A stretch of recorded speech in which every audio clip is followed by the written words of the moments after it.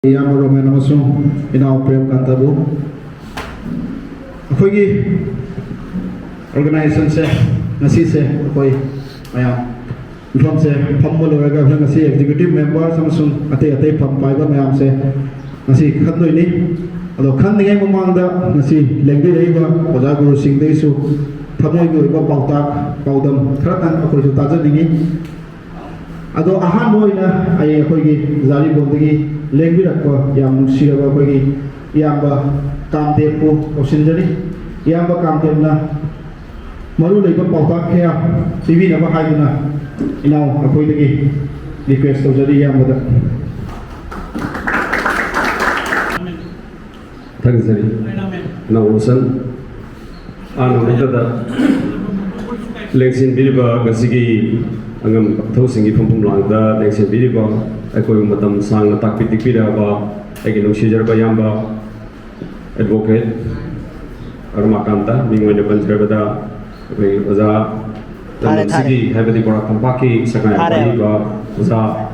Eyamba singaji aduga tadire yang perpulo masung sakhang ke deba ja ani subna ina ga kono pramjai amadi mangdaleng sinbiri ba sijar ba ichini naw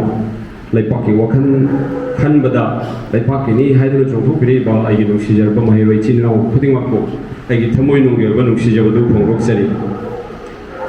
khwaidagi han bada aingonda wa haibin na bagi tanjam tv basi nungai adubu aingonda thekang laktak ba so phawi adu masigi ngasigi tawriba bifum masigi central idea di aigi nusijar bina roman amadi rosan okoi mi bani mangal lakana ngasi dagi numit tara mangani muki mamangda ai yumda jari bonda lakpiramni aina numitu nungdang weramni yamna nungai bama phaujai maramdi ngasigi yamna sophisticated world sida minit manga ho sen tanana bagi koi damak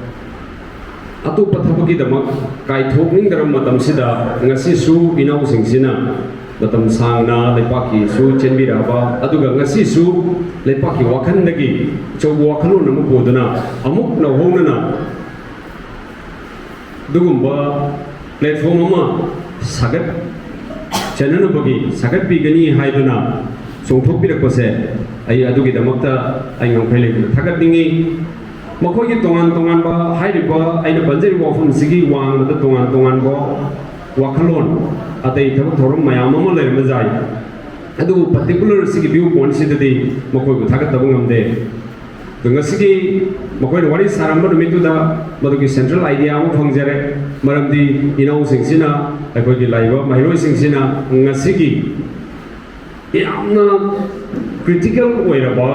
mitei hairiba Miu kanglu pasigi critical oiba situation sida malem gi leiriba political scenario dagi geopolitics dagi natraga geographical conditions dagi aikoi si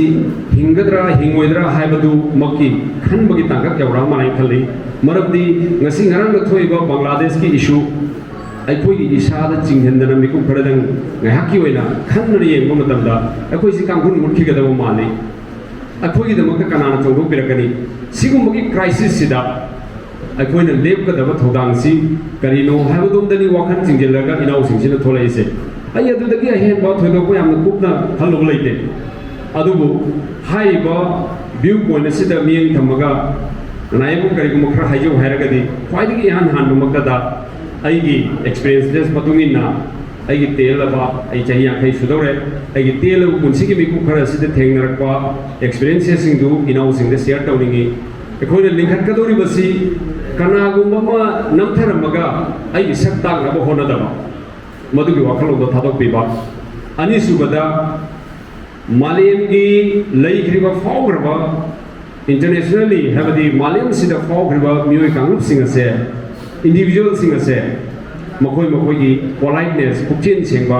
अमदी अनुशासन मिंगलोन हारगा discipline लेबा मिंगातनी discipline लेबा मी अमता फावगिबगी record आइगोंदा लेजदे I have no account अदुगा पुक्चेन सेंदा मी अमता ngамखै दु यौना फावगिबगी रेकॉर्ड समता लेते अदुना इनाउ सिंगदा आइगे नुसिजर कलिसिंगदा हाइजनिंगबदी अकोना लिंखतौरि कोड असिगी ख्वाइदगी मरो पांदमसी ख्वाइदगी अहानबा कैरेक्टरिस्टिक्स से पुक्चेन सेंबा discipline lainaba aduga kanagumba ma hulalamaga kanagumba ma hullaga aigi organization natraga individuals sakta kaina honabidaba masibu oiraba success ti aigi thunda dum inarani mardi inau single leiriba inner instinct kamadi temperament do aina ujaba lai ai asimtang ai suggestion oina thamningi aduga makha tabadi ai khoi midei hairiba loop ase asi natural phenomena ni aina aigi jati aigi kunai bu nungsijaba haibase aina pokchebse karigumba mapu maka thoglaga igoda question tawbirakba nangi karigumba incarnation natraga mathangi mapoga mupoke hairagadi nang karamba jati da karamba kunai da pok pami hairagadi absolutely without any hesitation second amagi lanaba leidana ai mathangi mapok sumidei oina poke ai khalne pokningi aduna aigi kunai nungsijaba aigi jat amadi sagai si nungsijaba haibase masi haunasa aduna ai koi kunai gi damakta ai koi na thokpirei ba inau singsina thokpirei se ai thamoi nu yoba thakan jabado amka sona phonglok sari aduna ai koi gi sakhar ka da mayon si sakhar ka da khongthang si yamna mayek seng uminaba ai koi gi masen gi manungda unkhatna ba nungaina da ba masi punu makse thadok biba aduga ai koi hairiba kunai sida pokpani hairiba kunai sida chawpani hairiba kunai sida koi sigadabani mapu masi aigi by choice nate aigi mapu na pirko yathangduna ai kaisam haiba sagai duda mangang haiba yektu pallaga aigi pai ma duda ai time porpani malemda hingnari bami khuding magna aigi apamba lairi aigi apamba education aigi apamba gari nupi everything khanba jai adu khwaidi laibak chibadi aigi apamba imai padi aina khanba ngamde aigi apamba jat tudi aina ngasi onthok haibda khanba ngamde madu mapu na pirko yathangduni aduna aikoi si mapu aikoi yathang mo pirei ai loan ai chana kan loan ai lining ai sakta madu carry forward to habase aikoi gi amatanga duty bound ni madu to habase ai thorum tawri malem sida ai gi thorum tawraba supposingly ai gi pikraba zum duda ai family member mo na ji guardian ai gi thorum ji tawdraba hida thak thak tana nupi gaw da koina ikai mo da habda leiraba isha da so ina haiba tabidraba ai gi nupi du su phone da internet ngaw da leiraba ai gi yum se smoothly run to mo aduna like that ai gi society su like haibo za singna aduga business to biri ba china singna aduga looking forward politics to biri ba china singna sports to biri ba chau singna magi to hum thok duty do ai na tawraba ina using ngasi society ki thorak bata magi hingna no ki livelihood ki chain bata sen tana no hona bata society ki chain ngam da soidna ai di businessman commercially business tawba china sing lai bera man magi angam ba sen kudol pottam birakpa idea piba ngam modon idea piba madugi nimitu da ai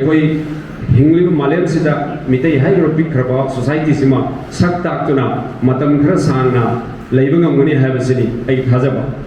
aduna inau sing lakut brave step sing se a good step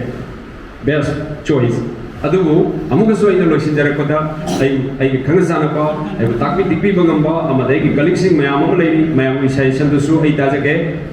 ai ni han hana ngang jago oibanina ai ge account haibu ba soi bauni aroiba losilakos da hiding badi aina mamang da su ujagi balai ming banba na tranga particular individual gi ming banna haibi nate kana gumba society ma aina khongne taramaga ka badi yes masi su natural phenomena ni aina mathak ta ka ge hairaba no doubt be ai siri natraga kaira natraga na awang ko pota ma dai ne daga karaga di aina awang ko ka do se adubu human society sidadi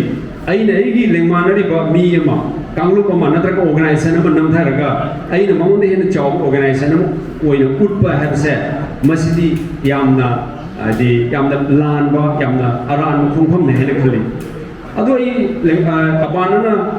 kanamu individual natraga organization da haijabanate ado huji inau singsina lamdam sigi amadi miti society ki damakta likhat bigador organization se masi aikoina phaba thok tawraba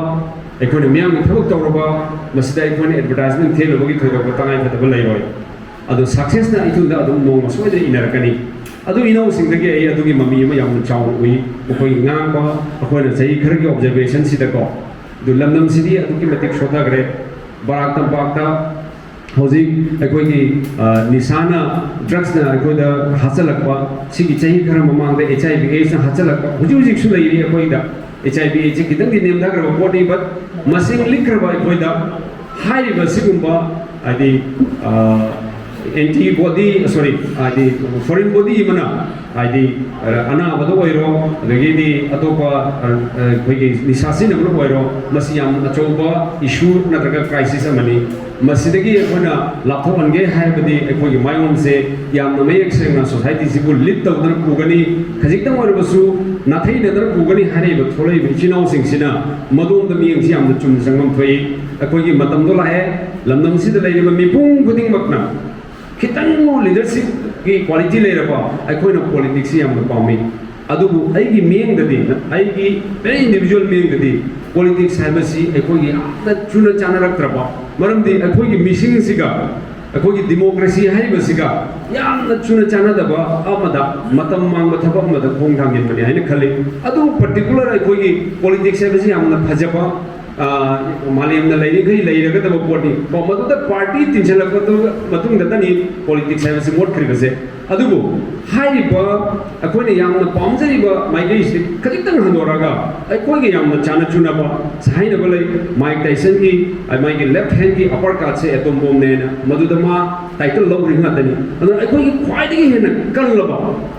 ꯑꯩꯈꯣꯏ ꯈ꯭ꯋꯥꯏꯗꯒꯤ ꯍꯦꯟꯅ ꯄꯥꯡꯒꯟ ꯀꯜꯂꯤꯕ ꯃꯔꯨꯑꯣꯏꯅ ꯑꯩꯈꯣꯏꯒꯤ culture ꯑꯃꯗꯤ sports ꯃꯁꯤ ꯕꯣꯔꯥꯛ ꯇꯝꯄꯥꯛꯇ ꯂꯩꯖꯔꯤꯕ ꯂꯝꯗꯝ ꯇꯥꯝꯅ ꯃꯅꯤꯄꯨꯔꯗꯒꯤꯁꯨ ꯁꯕꯁꯥꯏꯠ ꯑꯣꯏꯅ ꯂꯩꯔꯤꯕ ꯖꯤꯑꯣꯒ꯭ꯔꯥꯐꯤꯀꯦꯜ ꯀꯟꯗꯤꯁꯟꯗꯁꯨ ꯊꯣꯏꯗꯣꯛꯄ ꯑꯩꯈꯣꯏꯗ ꯈꯨꯗꯣꯡ ꯄꯤꯗ꯭ꯔꯤꯕ ꯃꯐꯝꯁꯤꯗ ꯑꯩꯈꯣꯏꯅ ꯍꯥꯏꯔꯤꯕ ꯁꯕꯖꯦꯛ ꯃꯦꯇꯔ ꯁꯣꯝꯗ ꯑꯩꯈꯣꯏꯒꯤ ꯌꯥꯝꯅ ꯀꯜꯂꯤꯕ ꯃꯄꯨꯅ ꯑꯩꯈꯣꯏ ꯄꯣꯛꯉꯩꯗꯒꯤ ꯖꯤꯟꯗ ꯌꯥꯎꯖꯔꯛꯄ ꯑꯗꯨꯒꯨꯝꯂꯕ ꯏꯚꯦꯟꯁꯤꯡꯁꯦ ꯁꯣꯝꯗꯁꯨ ꯑꯩꯈꯣꯏ ꯉꯁꯤ ꯂꯤꯡꯈꯠꯄꯤꯔꯤꯕ ꯑꯣꯔꯒꯅꯥꯏꯖꯦꯁꯟꯁꯤꯅ ꯂꯤꯡꯈꯠꯄꯤꯅꯤ ꯍꯥꯏꯅ ꯇꯧꯔꯤꯕ ꯑꯣꯔꯒꯅꯥꯏꯖꯦꯁꯟꯁꯤꯅ ꯁꯣꯝꯗ ꯃꯥꯏ ꯑꯣꯟꯁꯤꯟꯅꯅꯕꯒꯤ ꯌꯥꯝꯅ ꯗꯤ matam sangna chapagi mathau tani adubu hainaba lai koigi sanglaba lai emagi horpum jepi khrabu bindu duni mana point to the namdra di chingba hau yate adugi bindu dumok ni haina koi laujage ai matam sangna haijada bida aduna ngasi le khatgador organization si matam sangna koigi le rukunai na lai ringkhaidi matam gi aka umde lebe yai aduga ekona tawdoi function aduna mipum guding maki thamoida chindum inna laihona na bagi adu organization ama oirasanu haibadu ai mapudu thawni jaraga matang sai de tension jage anaina haibasida aran ho yorbosu election bi wala masing chinau sing ngakpi ni haina khanjaraga matang sai de tension jage myam thagasen